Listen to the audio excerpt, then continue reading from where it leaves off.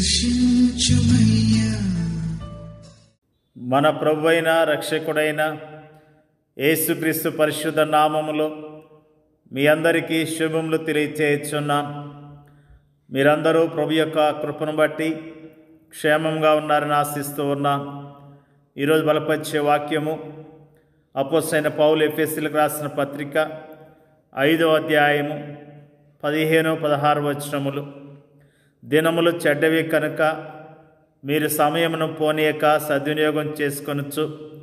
అజ్ఞానుల వలె కాక జ్ఞానుల వలె నడుచుకున్నట్లు జాగ్రత్తగా చూచుకొనుడి.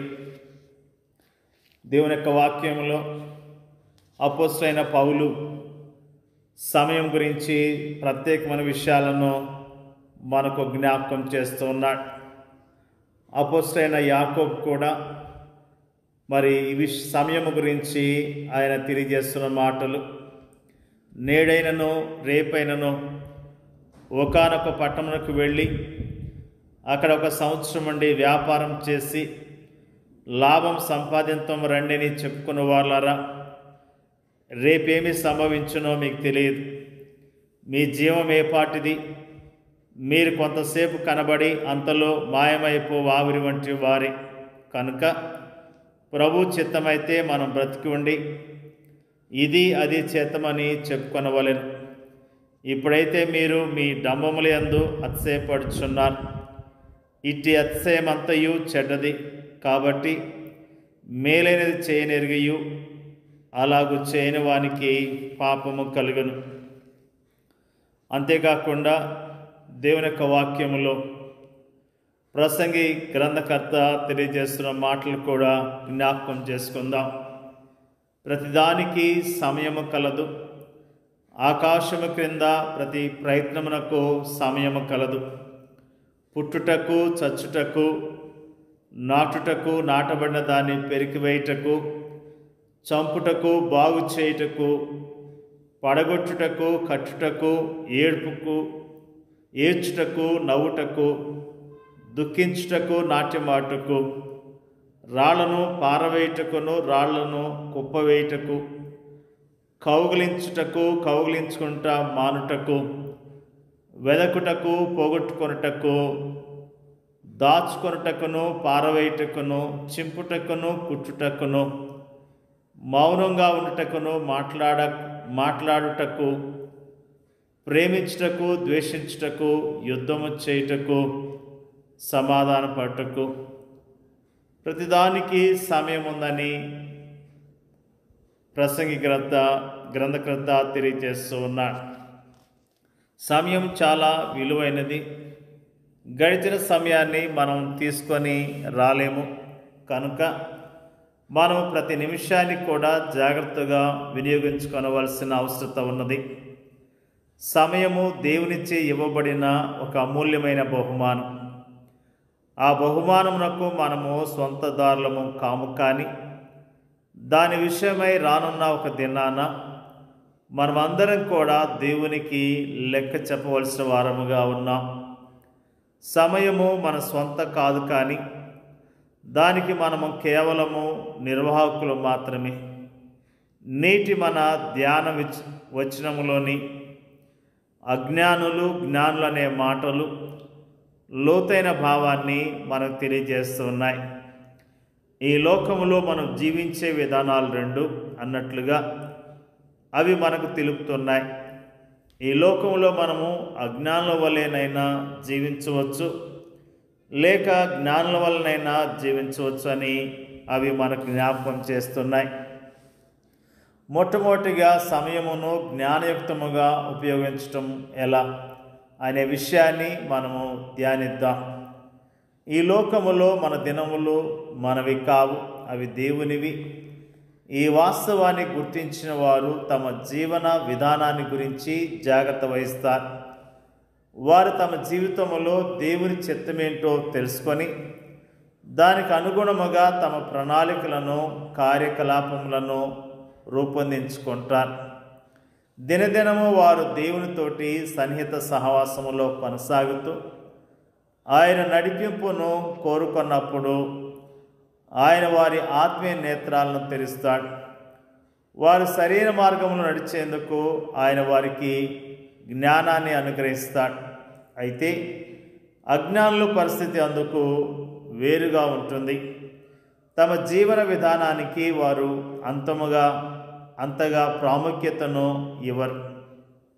వారి జీవితాలు ప్రణాళికాబద్ధముగా ఉండవు, కానీ గాలికి అటు ఇటు కొట్టుకొని పోయే పొట్టులాగా ఉంటాయి. వారి జీవితాలకు గమ్యమంటూ ఉండదు. తాము ఎప్పుడు ఎక్కడ ఏం చేస్తారో వారికే తెలియదు. వారి జీవితాలు సోమర్తనముగాను బద్ధకంగాను ఉంటాయి. తమ జీవితాల్లో దేవుని ఉద్దేశం ఏంటో వారికి తెలియదు. ఫలితముగా వారు ఐహిక సుఖభోగముల కోసము తాపత్రయపడుతూ తమ జీవితాలను సర్వనాశనం చేసుకుంటారు. వారి జీవితాలు ఇతరులకు ఆశీర్వాదకరముగా ఉండవు సరికదా, వారికి కూడా అవి ఉపయోగకరంగా ఉండవు. ఇక కొందరైతే ఏదో సాధించాలని, ఏదో సంపాదించాలని, ఏదో పొందాలని విరామం లేకుండా యంత్రాల్లా పనిచేస్తూ జీవిస్తుంటారు. తాము సమయాన్ని సద్వినియోగం చేస్తున్నామని వారు అనుకుంటారు, కానీ వాస్తవానికి వారు తమ సమయాన్ని వృధా చేస్తున్నారు. ఎందుకంటే వారు దేవుని చిత్తానుసారంగా జీవించడం లేదు కాబట్టి, నిత్య జీవము కొరకు వారు సిద్ధపడటం లేదు కాబట్టి, ఈ జీవితం తర్వాత వారికి నిత్య జీవము లేదు కాబట్టి, నీవు సమయాన్ని సద్వినియోగం చేయాలని ఆశిస్తున్నావా? అలాగైతే నీ జీవితంలో ప్రతి దినాన్ని నీవు ప్రభువుతో ప్రారంభించు. ఆయన చిత్తానికి విధేయత చూపిస్తూ జీవించు. ఆయన నడిపింపును కోరుకుంటూ ఆయన ఉద్దేశానుసారముగా జీవించు. నిజంగా మనమందరం కూడా సమయం విషయంలో శ్రద్ధ కలిగి ప్రభు కొరకు మనము జీవించవలసిన వారమై ఉన్నాం. ఈ అంత్య దినాలు అపాయకరమైన దినాలని దేవుని యొక్క వాక్యము తెలియజేస్తున్నది. భక్తులు మరి సమయాన్ని సద్వినియోగం చేసుకొని ఎంతగానో దీవించబడ్డట్లుగా దేవుని యొక్క వాక్యము ఎంతో స్పష్టంగా తెలియజేస్తున్నది.